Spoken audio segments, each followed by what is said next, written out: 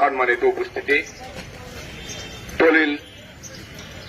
দলিত জনগোষ্ঠী আড্ডাভাত আবিয়াতে আজকের এই মানববন্ধন এবং সুনামগঞ্জে হিন্দু পল্লীতে যে তাণ্ডব লীলা হয়েছে তারই প্রতিবাদে আজকের এই মানববন্ধন।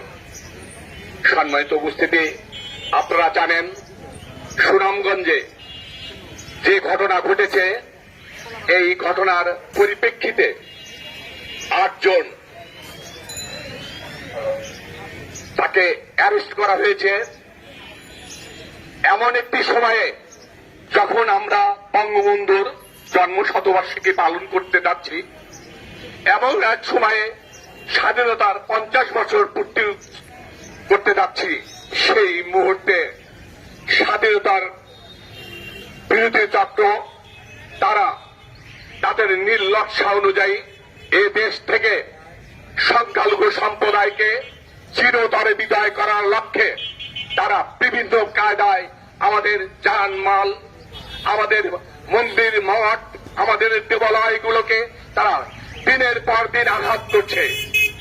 আমরা রামুর ঘটনা ভুলে যাইনি, আমরা ভুলে যাইনি সেই সাঁওতাল পল্লীতে যে আঘাত করা হয়েছিল, আমরা ভুলে যাইনি।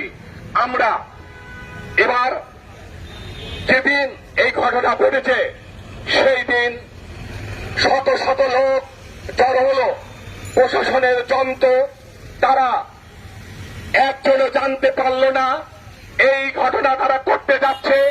তাদের মধ্যে থেকে কেন মেসেজ করা হলো না এনএসআই, ডিএসএফআই যারা দায়িত্ব, পুলিশের যারা দায়িত্ব রয়েছেন তারা কেন? আমাদের সাংবাদিক ভাইরাও আমাদেরকে স্বাধীনতার সপক্ষে শক্তি, মিডিয়ার যুগ, তারা বিভিন্নভাবে পত্র পত্রিকায় এগুলো প্রকাশ করতে পারতেন। আমরা দুঃখের সাথে জানাতে চাই এবং ব্যর্থহীন করতে বলতে চাই যারা এই ঘটনার সাথে জড়িত হয়েছে।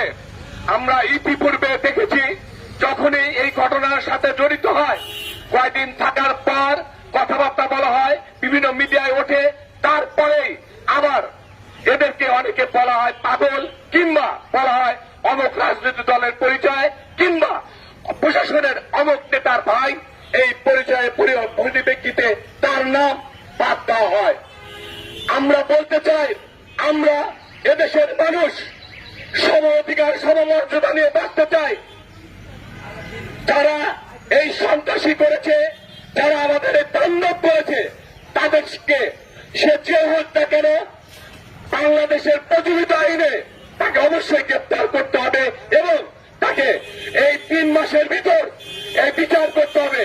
তা না হলে আমরা যেভাবে যেগুলো ঘটনা ঘটেছে ইতিপূর্বে এই আলোর মুখ দেখতে পাইনি, এটা অন্ধকারে চলে যাবে। আমরা বিরুদ্ধভাবে যারা মিডিয়ায় ব্যক্তিত্ব রয়েছেন, এই সিরাজগঞ্জ থেকে আমরা যে প্রতিবাদ করেছি, আমরা যে দাবিগুলো করছি, অবশ্যই আপনারা তুলে ধরবেন এই আশাবাদ ব্যক্ত করছি। পাশাপাশি আমরা প্রশাসনের যারা এখানে দায়িত্ব রয়েছেন তারা আপনাদের মহলে জানিয়ে দেব এবং রাজনৈতিক নেতৃবৃন্দ যারা রয়েছেন তাদেরকেও আমরা বলছি, আসুন এদেরকে কোনোভাবেই, যারা দুর্বৃত্ত তাদেরকে কোনোভাবেই প্রশ্রয় দেবেন না। দুর্বৃত্তদের দ্বারা কোনোভাবে দেশ উন্নয়ন হতে পারে না। আমরা স্বাধীনতার সুবর্ণ জয়ন্তী পালন করব। পাশাপাশি আমাদের বঙ্গবন্ধুর শতবার্ষিকী পালন উপলক্ষে যখন এ দেশ বিশ্বের মানচিত্রে একটি সুন্দর দেশ, শান্তিময় দেশ হিসাবে বিশ্বের মানচিত্রে প্রকাশিত হতে যাচ্ছে, সেই মুহূর্তে আমরা দেখতে পাচ্ছি স্বাধীনতা বিরোধী চক্র বারবার করে আমাদেরকে এই সংখ্যালঘু সম্প্রদায়কে আঘাত করছে। আর যেন কোনো আঘাত না করে তার জন্য আমাদেরকে প্রতিরোধ করতে হবে, প্রতিরোধের ডাক দিতে হবে। আমরা অবশ্যই রাস্তায় নামবো। যদি 3 মাসের ভিতর তাদেরকে ধরা হয়েছে, তাদেরকে আইনের আওতায় এনে বিচার করা না হয়, আমরা বৃহত্তর আন্দোলন ডাক দেব। এই আশাবাদ ব্যক্ত করে বাংলাদেশ পূজা যুবন পরিষদ হিন্দু সম্প্রদায়ের দাবি আদায়ের জন্য যে সমস্ত সংগঠন রয়েছে সবাই মিলে আমরা এক কাতারে দাঁড়িয়ে এবং সাম্প্রদায়িক শক্তির বিরুদ্ধে অসাম্প্রদায়িক চেতনার বাংলাদেশ করার জন্য যে সমস্ত সামাজিক সংগঠন রয়েছে সবাই সবাই মিলে আমরা কাজ করব এই আশা ব্যক্ত করে আমি আমার বক্তব্য শেষ করছি। এবং আজকের এই মানববন্ধনে যারা দাঁড়িয়ে এখানে আমরা একসাথে হয়েছি, আমরা সবাইকে মিডিয়ার যারা রয়েছেন এবং প্রশাসনের যারা দায়িত্ব রয়েছেন, যারা এখানে আমাদের উপস্থিত হয়েছেন, তাদের প্রত্যেকের কাছে আমরা কৃতজ্ঞতা জানিয়ে আজকে আমার এই অনুষ্ঠান এখানে আমরা সমাপ্ত ঘোষণা করছি।